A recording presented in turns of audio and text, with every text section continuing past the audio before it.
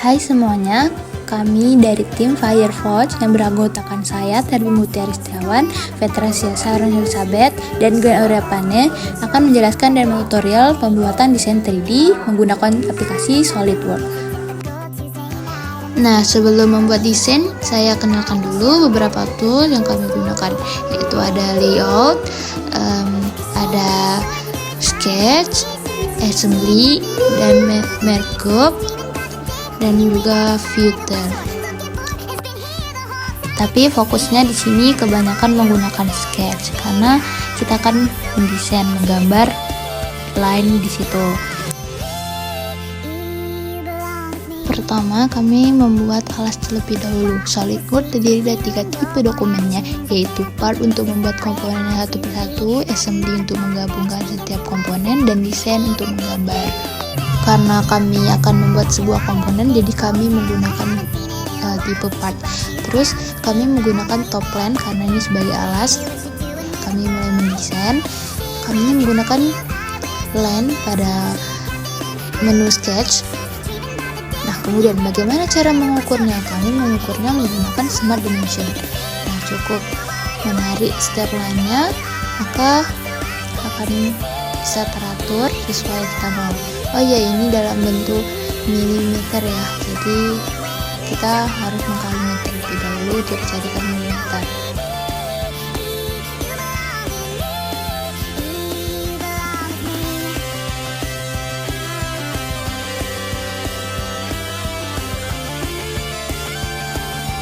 Jika merasa masih ada yang kurang pas, masih bisa kita kembalikan ke menu sketch-nya untuk mengeditnya lagi, membuatnya lagi, mengaturnya lagi sesuai yang diinginkan. Nah, ketika bagian alas sudah siap, sekarang kami akan membuat bagian tutup untuk mobil kami. Kami masih menggunakan top plan.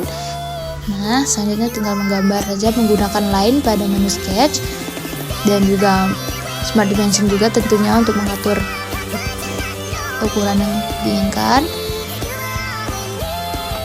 Dan ya, ketika kalian ingin mengubahnya ke 3D di menu filter, tetapi tidak bisa, ada problemnya. Jadi kita perbaiki dulu pada sketch lagi, yaitu pada menu rectangle-nya.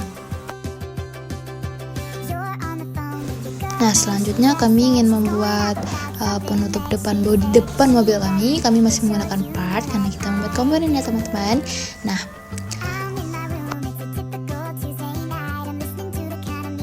karena ini letaknya di depan, jadi kita menggunakan right plan. Kita tambahkan rectangle-nya dulu agar tidak terjadi yang tidak diinginkan seperti yang sebelumnya. Oke, jadi tinggal tetap seperti biasa, kita gunakan line dan membuat sketch yang sesuai bentuk yang kita inginkan. Dan seperti biasa, mengukurnya kita menggunakan Smart Dimension lagi.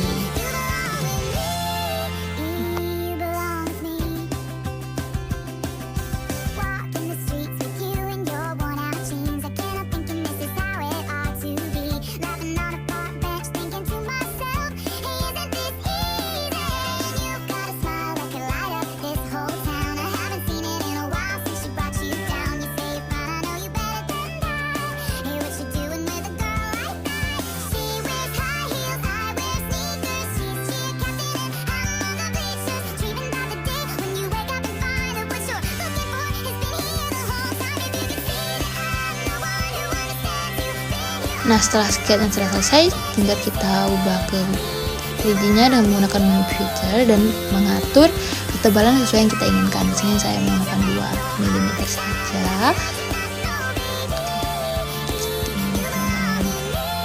Ini tuh menu untuk mengubah warnanya teman-teman. Tapi ini saya coba saja, jadi belum saya ubah. Nah, selanjutnya saya menggunakan menu assembly karena saya akan menggabungkan beberapa komponen yang telah saya buat. Saya menambahkan alas, kemudian saya menambahkan roda. Oh ya, roda dapat dari mana? Roda saya dapat dari web GrabChat, tinggal dicari saja. Begitu juga dengan motor DC-nya, tinggal digabung-gabung saja. Selanjutnya saya akan menambah sensor beserta casesnya. Cara praktiknya itu gimana? Nah, pada pada menu di atas terdapat move komponen. Nah, itu tuh bisa mengatur putaran yang kita mau, arahnya. Nah, kalau untuk saya kebanyakan juga menggunakan mat di sini. Gunanya untuk apa? Untuk menempelkan setiap komponen antara komponen yang kita mau. Nah, selanjutnya saya menambahkan baterai. Oh iya, saya lupa bilang kalau untuk menambahkan suatu komponen, kita bisa menambahnya pada menu di atas. Di atas layout itu ada insert komponen. Nah, di situ kita bisa menambahkan komponen yang kita mau pakai. Nah, masih dengan cara yang sama, kita gunakan move komponen untuk mengatur bentuknya, arahnya, terus selanjutnya menggunakan mat untuk mengaturnya. Misalnya saya akan menambahkan motor driver. Oke.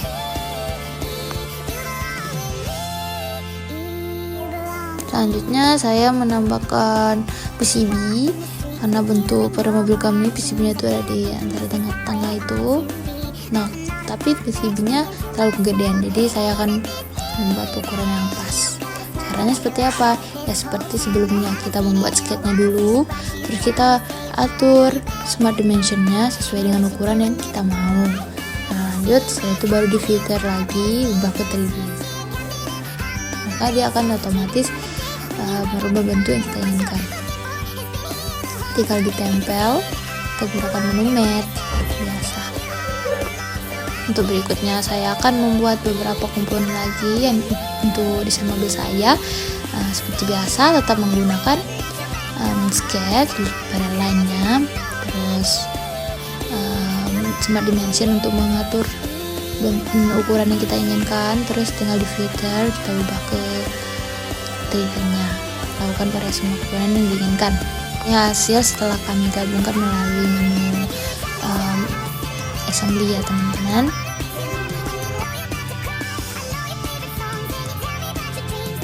Nah, ini hasil dari penggabungan kami komponen tadi di menu part. Nah, ada baterai, ada rodanya, ada PCB-nya. Nah, kami akan menambahkan juga tutupnya. Tutupnya itu dapat dari mana? Ini cara kami gabung-gabungnya. Sebenarnya menggabungkan ini cukup sulit karena butuh ketelatenan dan kesabaran yang besar, karena untuk menempelnya itu sangat susah karena harus sesuai gitu. Jadi kalau gerak dikit dia mereng atau nggak sesuai lah. Nah, makanya kita fixkan biar dia nggak gerak-gerak lagi komponennya. Nah, tinggal digabungkan aja setiap komponen yang telah kalian buat. Ini saya membuat tutup depannya untuk buat di mobil kami.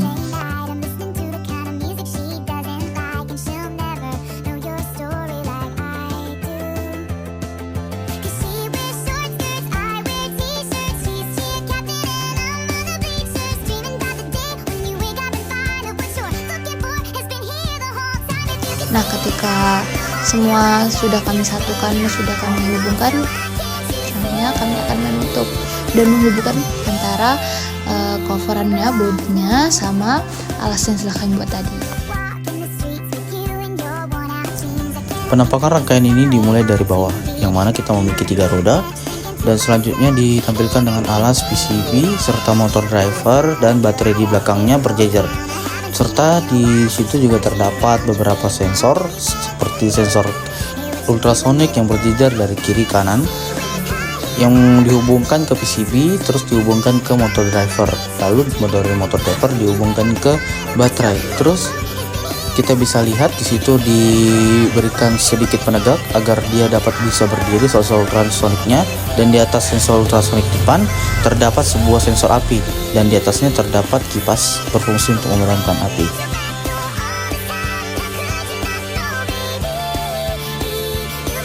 Jadi di robot Fire Force ini terdapat 8 komponen. Nah, saya akan menjelaskan letak dari sensor-sensor yang ada dalam robot ini. Yang pertama, sensor flame diletakkan di depan supaya bisa mendeteksi sumber api atau panas dengan cepat saat robot bergerak maju, sehingga memberikan sinyal untuk mengambil tindakan seperti bergerak mundur, memadamkan api, atau mengirimkan peringatan. Yang kedua ada sensor ultrasonik pada posisi serong, tidak vertikal kanan atau kiri. Biasanya bertujuan untuk memperluas jangkauan deteksi di daerah depan atau samping robot. Dengan sudut serong, sensor dapat mendeteksi objek atau rintangan yang berada di sisi depan, kanan atau kiri dengan sudut panjang yang lebih luas dibandingkan dengan penempatan vertikal lurus.